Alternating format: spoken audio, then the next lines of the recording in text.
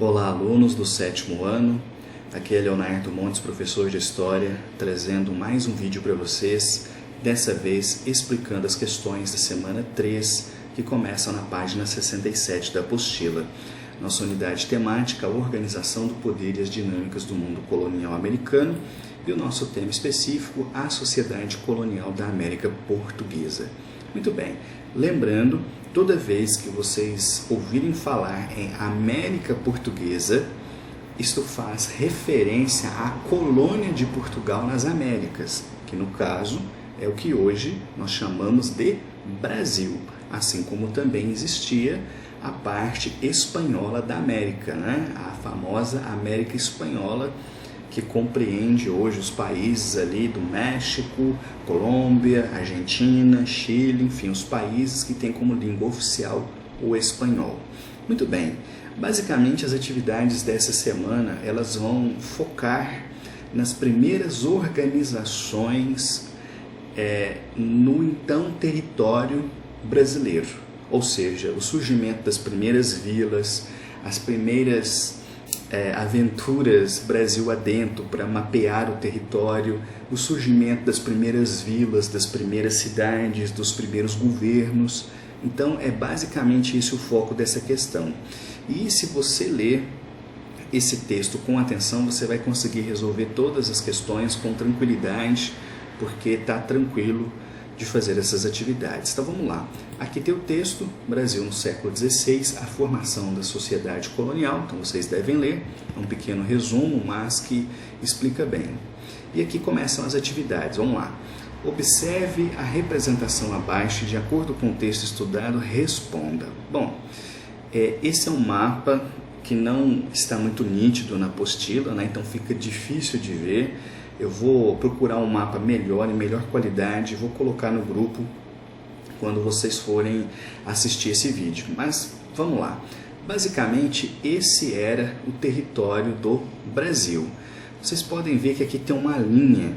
Essa linha está cortando essa extensão de terras, né?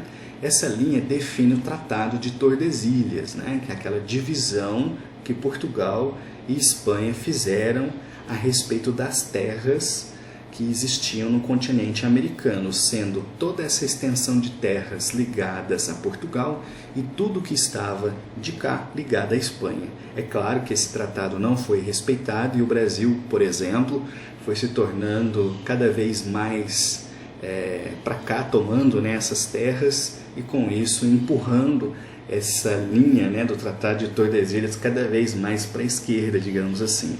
Mas esse era o mapa do Brasil ali no comecinho, 1530, quando o Brasil começa de fato a engatinhar no que se refere à colonização portuguesa. Bom, e o sistema que Portugal inventou para poder administrar esse território foi dividi-lo em faixas. Então, é por isso que vocês estão vendo essas linhas vermelhas. Então, cada faixa de terra representa o que ficou chamado de capitania. Aqui entra o conceito das capitanias hereditárias.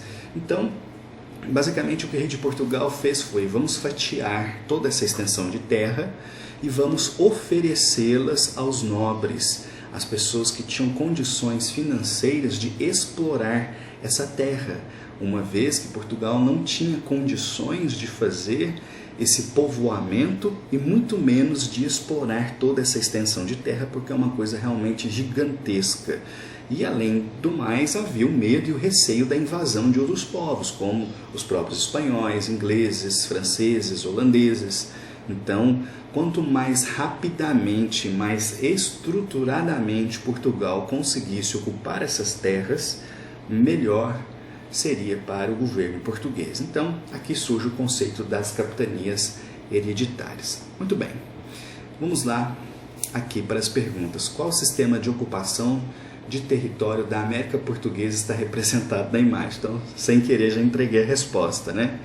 Vamos para B. Qual era a intenção de Portugal ao promover esse sistema em terras brasileiras? Ou seja, qual era a intenção do rei de Portugal ao fazer essas divisões? Por que elas eram interessantes na visão dele?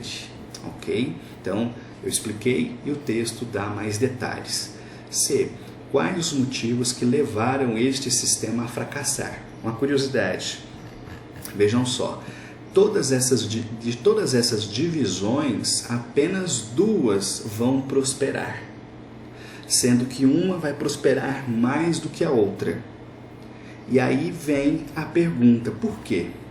Ou seja, o que aconteceu, quais eram os motivos que levaram esse sistema a não funcionar? O texto está explicando, vocês vão ver que tem vários fatores. Então leiam o texto, reflitam que vocês conseguem resolver com tranquilidade. Vamos para D.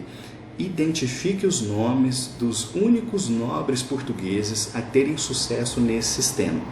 Aliás, detalhe importante, para poder administrar essas terras, naturalmente tinha que ser um nobre português, tinha que ser alguém com tradição, com nome, com riquezas, que vinha de Portugal para fazer a exploração dessa terra. Bom, mas só 2 dessas capitanias foram para frente, só 2 se desenvolveram.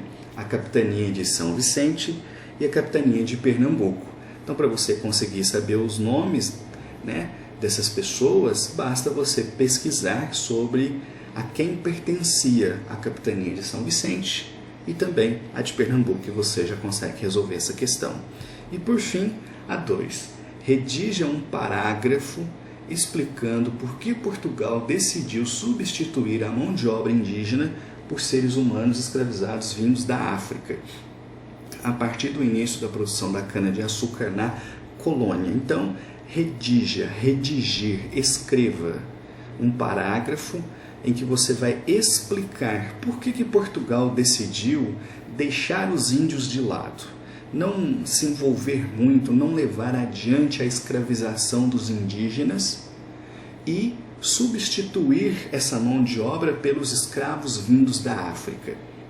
Então, ao ler o texto, ao refletir sobre esse assunto, ao fazer uma pesquisa na internet, vocês vão ver que foram muitos fatores diferentes que fizeram com que Portugal achasse mais vantajoso trazer para as novas terras, para o cultivo da cana-de-açúcar a princípio e depois, com o tempo, de outros gêneros alimentícios, as pessoas então escravizadas na África e deixar os indígenas um pouco de lado.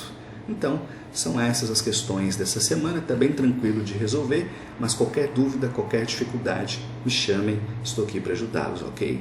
Um abraço e até a próxima.